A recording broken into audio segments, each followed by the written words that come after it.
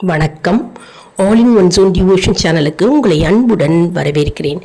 இன்றைக்கி நம்மளுடைய சேனலில் தெரிஞ்சிக்க வேண்டிய ஒரு சுவாரஸ்யமான ஒரு அற்புதமான விஷயந்தாங்க நம்ம இன்றைக்கி தெரிஞ்சிக்க போகிறோம். ஆமாங்க, உங்கள் வீட்டில் இனி ஐஸ்வர்யம் தான். அது எப்படி உண்டாகும் உங்கள் வீட்டில் ஐஸ்வர்யம்? அதை பற்றி நம்ம தெரிஞ்சுக்கணுன்னா நம்மளுடைய சேனலை பார்க்காதவங்க, அதாவது சப்ஸ்கிரைப் பண்ணாதவங்க இருந்தீங்கன்னா நம்ம சேனலை சப்ஸ்கிரைப் பண்ணிக்கோங்க. கூடவே அந்த பெல் பட்டனை ப்ரெஸ் பண்ணிக்கோங்க. ஆல் என்கின்ற ஆப்ஷனையும் ப்ரெஸ் பண்ணிக்கோங்க. அப்போ தான் நான் போடுற வீடியோஸ் எல்லாம் உங்களுக்கு உடனுக்குடன் நோட்டிஃபிகேஷனில் மிஸ் பண்ணாமல் தெரிய வரும். சரி வாங்க, இப்போ நம்ம வீடியோக்குள்ளே போகலாம்.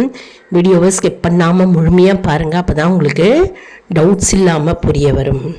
நம்ம வீட்டில் எப்பொழுதும் அஷ்ட ஐஸ்வர்யமும் மற்றும் மகாலட்சுமி எப்பொழுதும் நம்ம வீட்டில் வாசம் செய்யணுமா? அதற்கு நம்ம இந்த கீழ்காணும் டிப்ஸ் எல்லாம் நம்ம ஃபாலோ பண்ணுங்க. ரெகுலராக நம்ம ஃபாலோ பண்ணோம்னா நம்ம வீட்டில் எப்போவுமே செல்வம் செழிக்கும். சரி வாங்க, அதெல்லாம் என்ன அப்படின்னு ஒன்று ஒன்றா பார்க்கலாம். முதல்ல வீட்டை சுத்தமாக வச்சுக்கணுங்க. ஒரு தூசி ஒட்டடை இல்லாமல் சுத்தமாக வீடு முழுவதும் வைத்தாலே அங்கு லக்ஷ்மி நிறைந்திருப்பாங்க. லக்ஷ்மி தேவி வாசம் செய்வார். அதனால் வீடை எப்பொழுதுமே சுத்தமாக நம்ம வச்சுக்கணுங்க. எந்த ஒரு ஒட்டடையும் அழுக்கு தூசி இல்லாமல் நம்ம பார்த்துக்கணும். இது மகாலட்சுமியின் நிலையான அருளை நமக்கு பெற்றுத்தருமா. அதனால் வீட்டை எப்பொழுதும் சுத்தமாக வச்சுக்கணும். இரண்டாவது என்ன அப்படின்னு பார்த்தோம்னா, காலை மாலை 2 வேளையிலையும் நம்ம கண்டிப்பாக விளக்கு ஏற்றணுங்க வீட்டில். மற்றும் வெள்ளிக்கிழமையில் நம்ம நெய் தீபம் ஏற்றணும். நெய் தீபம் எதனால் ஏற்றணும் அப்படின்னா, நம்ம வீட்டுக்கு சுபிட்சம் உண்டாகும், அதாவது அஷ்ட ஐஸ்வர்யம் உண்டாகும். அங்கே மகாலட்சுமி வாசம் செய்வாரனால நெய் தீபம் வெள்ளிக்கிழமை தவறாமல் நம்ம ஏற்றணுங்க. ஏற்கனவே நம்மளுடைய சேனலில் என்னென்ன தீபங்கள், என்னென்ன விளக்கு ஏற்றணும், என்னென்ன எண்ணெய் போட்டு நம்ம விளக்கு ஏற்றணும் அப்படின்ற வீடியோ நான் அப்லோட் பண்ணியிருக்கேன். போய் பார்த்து பலனடைவீர்கள். மூன்றாவதாக, தினமும் நம்ம அதிகாலையில் எழுந்து நம்முடைய தினசரி பணிகளை நம்ம செய்யணுங்க. அன்றாட வேலைகளை நம்ம தினமுமே காலையில் அதிகாலையில் எழுந்து நம்ம அந்தந்த நாளுக்குரிய வேலையெல்லாம் அப்படி நம்ம செய்து கொண்டே இருக்க வேண்டும். அது நமக்கு நேர்மறை ஆற்றலை பெற்றுத்தரும். நம்ம சுறுசுறுப்புடன் உற்சாகத்துடன் காலையில் எழுந்து நம்முடைய அன்றைய தின வேலைகளை நம்ம செய்ய ஆரம்பித்தாலே போதுங்க. நமக்கு நேர்மறை எண்ணங்களும் மற்றும் நேர்மறை சக்திகள் வீட்டில் நிறைந்திருக்கும். அதனால் நம்ம தினமும் நம்ம அன்றாட வேலைகளை அதிகாலையில் எழுந்து செய்ய வேண்டும். மேலும் இது நேர்மறை ஆற்றலை நமக்கு ஈர்க்கும். நமக்கு நேர்மறை ஆற்றல் நம்மை ஈர்க்கும். அதனால் நம்ம தினமுமே அன்றாட வேலைகளை அதிகாலையில் செய்ய வேண்டும். அடுத்தது என்னன்னா, நம்ம கோபத்தை நிறுத்திவிட வேண்டும். கோபம் கொள்ளாமல் அன்பாக பேச வேண்டும். எல்லாரிடமும் அன்பாக பேசுபவரிடம் அஷ்டலக்ஷ்மி வாசம் செய்வாராம். அதனால் நம்ம கோபம் கொள்ளாமல் நம்ம எல்லார்கிட்டையும் அன்பாக பேசி பழக வேண்டும். மேலும் என்ன செய்ய வேண்டும், நம்ம உழைச்சிருக்கோம்னு வச்சுக்கோங்களேன், உழைப்பில் ஒரு பங்கு நம்ம தானம் செய்யணுங்க. எல்லா உயிரினங்களுக்கும் நம்ம தானம் செய்யணும். அது மேலும் மேலும் நம்முடைய செல்வத்தை பெருக்கும். அதாவது நம்ம என்ன செய்யணும் அப்படின்னா, தினமுமே நம்ம சாதம் அரிசி சமைக்கும்போது அரிசியில் 2 பிடி எடுத்து தனியாக வைத்து கொள்ள வேண்டும். தினமுமே எடுத்து வச்சோம்னா அது மாத கடைசியில் நம்ம எல்லாருக்குமே, அதாவது எளியோருக்கும் மற்றும் மற்ற உயிரினங்களுக்கும் நம்ம உணவு அளிக்க வேண்டும். தானம் செய்யலாம், அன்னதானம் செய்யலாம். 2 பிடி அரிசி தினமுமே சமைக்கும்போது எடுத்து வச்சிடணும். அப்படி இல்லை அப்படின்னா மாதத்தில் ஒரு நாள், அப்படி இல்லைன்னா நம்ம மாதத்தில் 2 நாள் அந்த மாதிரி நம்ம தானம் செய்யணும். அதனால் தானம் செய்ய செய்ய நமக்கு என்ன ஆகுன்னா, அஷ்ட ஐஸ்வர்யம் பெருகும். தனம் தானியம் செல்வம் எல்லாமே பெருகும். அதனால் ஒரு பங்கு நம்ம உழைக்கிறோம் இல்லையா, அதில் ஒரு பங்கு நம்மளால் முடிந்த அளவு நம்ம அன்னதானம் செய்ய வேண்டும். ஒரு பொட்டலம் அல்லது 2 பேக்கெட்டு ஃபுட் பேக்கெட்ஸ் நம்ம உணவு நம்ம தானமாக அளிக்க வேண்டும். மேலும் அமாவாசை மற்றும் திதி நாட்களில் வந்து நம்ம வந்து பித்ருக்களை வந்து நம்ம வணங்கணுங்க. அது வணங்கும் போது நம்முடைய சந்ததி வந்து வளர்ச்சி அடையுமாம். அதனால் அமாவாசை தினத்தில் வந்து நம்ம கண்டிப்பாக தர்ப்பணம் கொடுக்க வேண்டும். இது நம்ம தர்ப்பணம் கொடுக்க கொடுக்க என்ன ஆகும்னா நம்முடைய சந்ததியர் வந்து ஆசீர்வதிக்கப்படுவார்கள் மற்றும் அவர்கள் உடைய வாழ்க்கை வந்து மேலும் மேலும் வளரும் மற்றும் அவர்கள் வந்து ஆரோக்கியமாக வாழ்வார்கள். அதனால் நம்ம வந்து அமாவாசை தினத்தன்று வந்து நம்ம பித்ருக்களை நினைத்து வழிபட வேண்டும். இது ஒரு முக்கியமான ஒரு பாயிண்ட். மேலும் சோம்பேறித்தனமாக இல்லாமல் நம்ம நேர்மறையாக நம்ம உழைத்து நம்ம நேர்மறையான பொருளை நம்ம ஈட்டினால் வந்து நமக்கு மேலும் மேலும் நமக்கு வந்து வருமானம் பெருகும். நம்ம நேர்மறையாக நம்ம வந்து பொருளை ஈர்க்க வேண்டும். அதாவது நம்ம நம்முடைய உழைப்புக்கு ஏற்ற ஊதியம் நமக்கு கிடைக்கும் மற்றும் வந்து நம்முடைய ஊதியம் உயரும், வருமானம் உயரும். அதனால் நேர்மறையாக நம்ம சம்பாதிக்கணும்.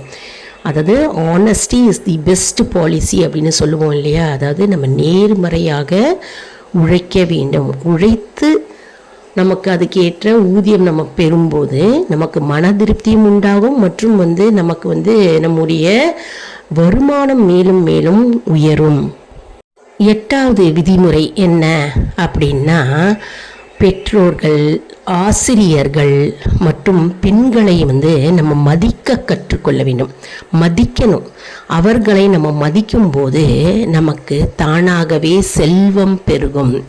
பெற்றோர்களை நம்ம மதிக்க வேண்டும். எப்பொழுதுமே நம்முடைய தாய் தந்தையரை நம்ம மதிக்க வேண்டும். அதே போன்று ஆசிரியர்களை நம்ம வந்து மதிக்க வேண்டும். நமக்கு பாடம் சொல்லி கொடுக்கின்ற ஆசிரியர்களை நம்ம எப்பொழுதுமே மதிக்க வேண்டும். மற்றும் நம் வீட்டில் இருக்கும் பெண்களை, மனைவி அல்லது தங்கை, அக்கா யாராக இருந்தாலும் நம்முடைய வீட்டு பெண்களை வந்து நம்ம வந்து மதிக்க வேண்டும். மதித்தால் நமக்கு வந்து செல்வம் மற்றும் அஷ்ட ஐஸ்வர்யம் நம்ம வீட்டுக்கு வந்து சேரும். நமக்கும் வந்து செல்வம் தானாகவே வளரும். அதனால் இதை நம்ம கடைப்பிடிப்பது வந்து ரொம்பவே நல்லதுங்க.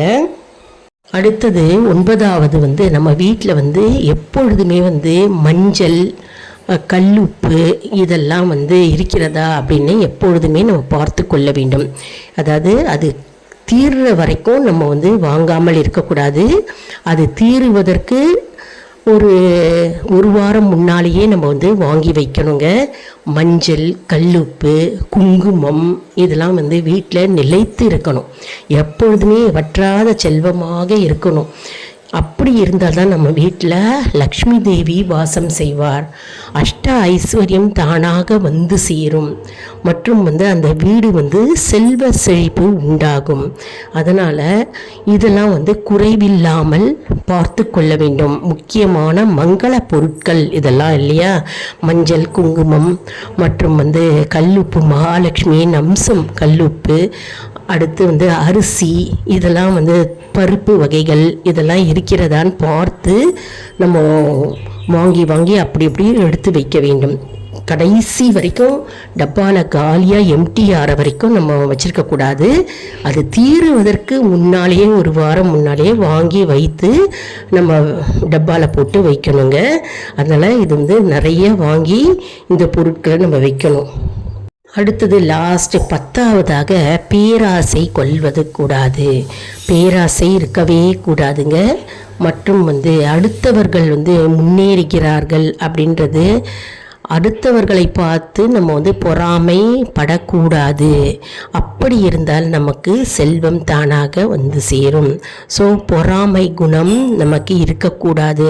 கெட்ட குணங்கள், தீய குணங்கள் எல்லாத்தையும் நம்ம விட்டு விட வேண்டும். எல்லா கெட்ட குணங்கள் எல்லாமே நம்ம தூக்கி போட வேண்டும். நம்ம வந்து நமக்கு கடவுள் கொடுத்த நம்முடைய வாழ்க்கைக்காக நம்ம வந்து நன்றி சொல்ல வேண்டும். ஒரு சிறிய பொருளாக இருந்தாலும் சரி, நம்ம வந்து அதற்காக நம்ம வந்து பகவானிடம் நன்றி கூறுதல் அவசியமாகும். இதுவே வந்து நமக்கு அஷ்ட ஐஸ்வர்யத்தை வந்து சேரும் மற்றும் வந்து நம்ம வந்து மற்றவர்களை பார்த்து என்றைக்கும் பொறாமைப்படக்கூடாது. கெட்ட எண்ணங்களை நம்ம அறவே ஒழித்து விட வேண்டும். அதுவே பெரும் செல்வமாகும். இப்போ நம்ம அந்த வீடியோவில் பார்த்த அந்த 10 விதிமுறைகளை நீங்கள் கடைப்பிடித்தாலே போதுங்க. உங்கள் வீட்டில் அஷ்ட ஐஸ்வர்யம்தான். எப்பொழுதுமே உங்கள் வீட்டில் லக்ஷ்மி தேவி வாசம் செய்வார். அதனால் நம்ம இந்த 10 விஷயங்களை நம்ம தினசரி நம்முடைய வாழ்க்கையில் கடைபிடிக்க வேண்டும். என்ன அன்பர்களே, இந்த வீடியோ உங்களுக்கு மிகவும் பயனுள்ளதாக இருக்கும் என்று நான் நம்புகிறேன். இந்த வீடியோவுக்கு ஒரு லைக் கொடுங்க. இதை மற்றவர்களுக்கும் ஷேர் செய்யுங்கள், அவர்களும் பலனடையட்டும். மேலும் ஆல் இன் ஒன் ஜோன் அன்பர்களுக்கு ஒரு அன்பான வேண்டுகோள். நம்முடைய கம்யூனிட்டி போஸ்டில் கேள்வி பதில் நேரம் வருங்க. அந்த கேள்விகளுக்கு பதில் தாங்க. இதன் மூலம் நம்முடைய ஆன்மீக பயணம் எப்படி இருக்கிறது என்பதை நம்ம தெரிந்து கொள்ளலாம் இல்லையா?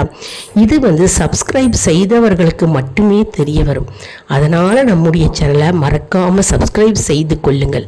அடுத்த வீடியோவில் வேறொரு தலைப்புடன் உங்களை வந்து சந்திக்கிறேன். நன்றி, வணக்கம்.